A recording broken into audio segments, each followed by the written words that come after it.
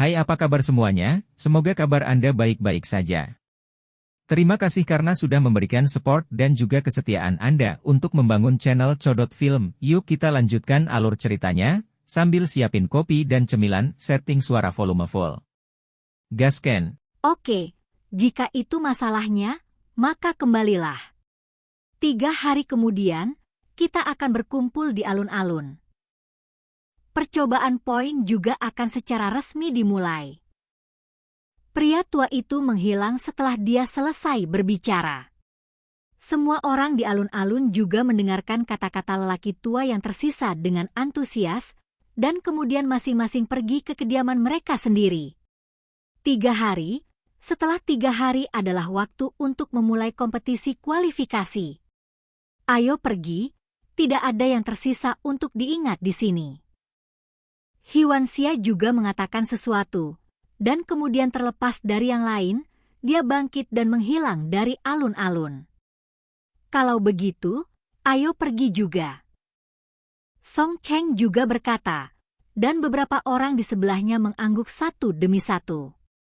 Orang-orang di sekitarnya yang mundur satu demi satu membentuk tim satu demi satu, dan Mu Feng juga cukup antusias. Xiaoyan, apa yang dikatakan tetua tentang tim 3 orang, mengapa tidak menggunakan tim kami bertiga saja? 3 teratas membentuk tim, itu cukup mengejutkan? Kata Mu Feng dan tertawa.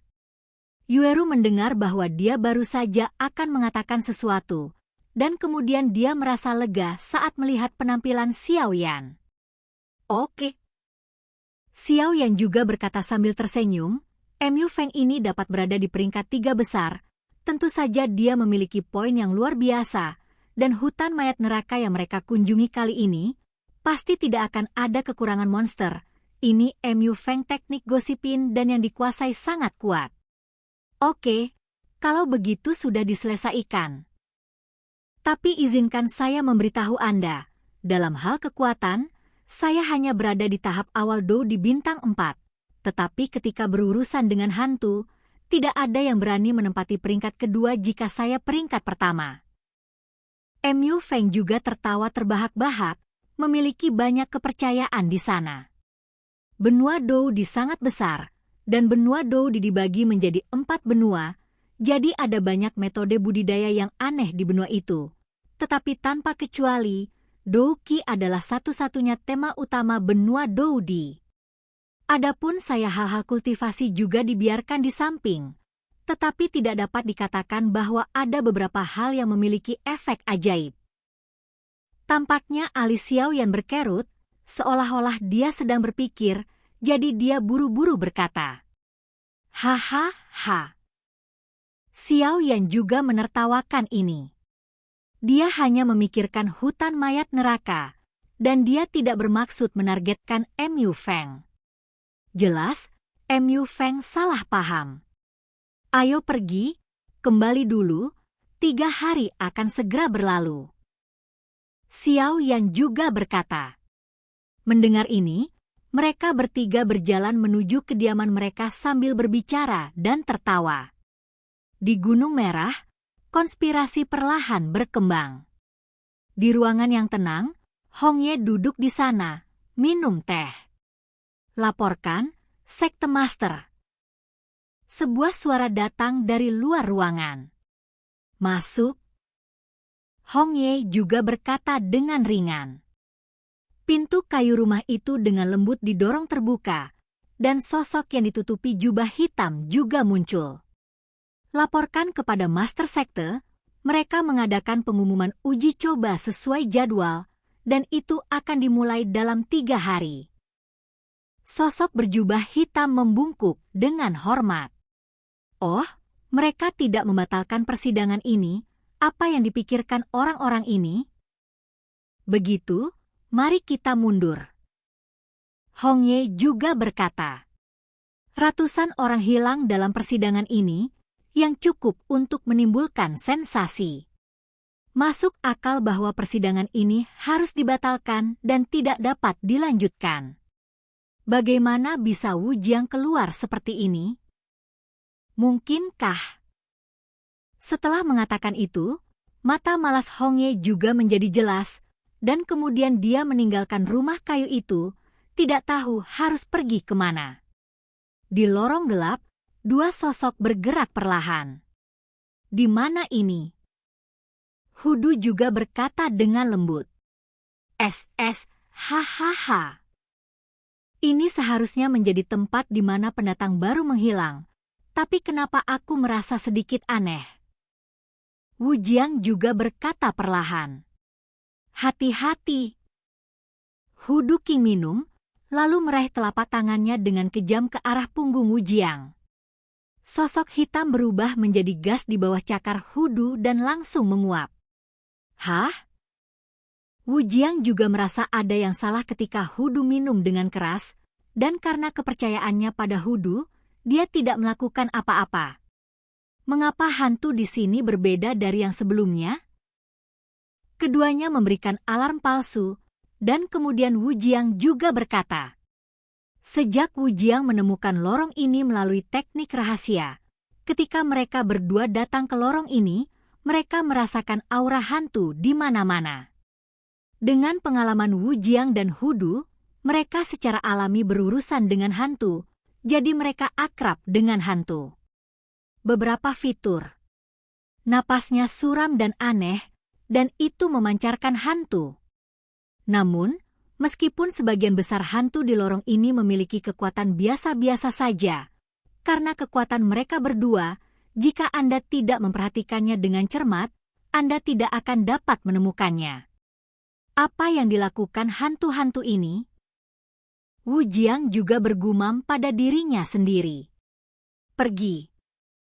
Mereka berdua juga berjalan perlahan, sangat hati-hati menuju pusat lorong. Bagian ini meluas ke segala arah, dan jika Anda tidak hati-hati, Anda akan tersesat di dalamnya. Tetapi untungnya, dengan bimbingan Wu Jiang, keduanya juga bertemu dengan beberapa hantu yang kuat di sepanjang jalan, tetapi di bawah kekuatan Wu Jiang dan Hudu, itu juga mudah. Dengan pendalaman keduanya, mereka juga sampai di tengah lorong dengan lancar. Sebuah ruangan batu juga muncul di depan mereka berdua. Mereka berdua menyembunyikan napas mereka, dan ketika mereka melewati ruang batu dengan lembut, sebuah kolam dingin tiba-tiba muncul di depan mereka berdua. Melihat lebih dekat, ada dua aura aneh di sebelah kolam dingin, yaitu hantu mata air terpencil dan hantu-hantu. 11ZC.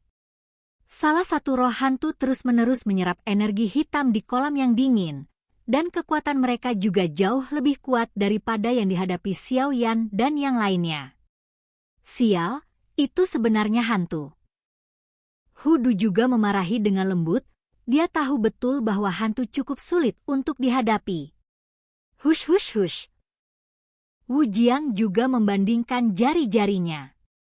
Bagaimanapun, Wu Jiang adalah pembangkit tenaga listrik tingkat Dou di bintang 6, jadi tentu saja dia tidak akan takut pada dua hantu ini.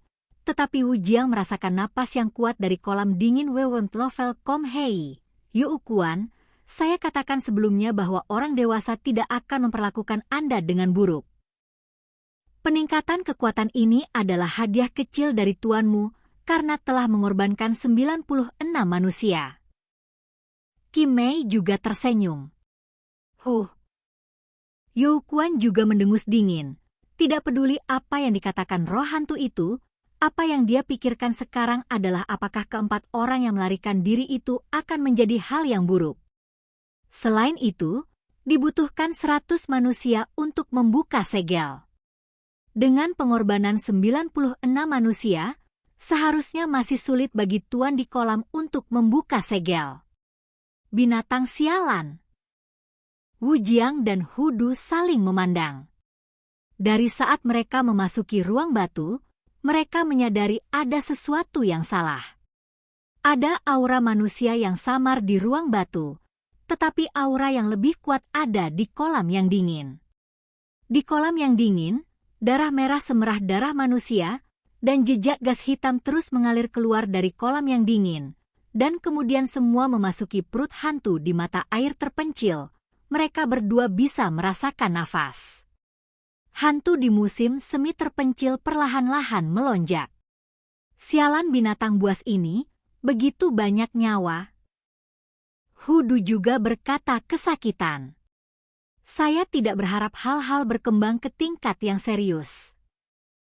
Masalah ini perlu dibahas dalam jangka panjang. Ayo pergi.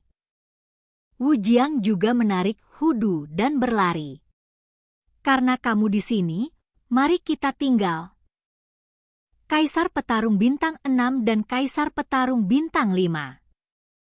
Suara aneh di kolam dingin juga terdengar di ruang batu.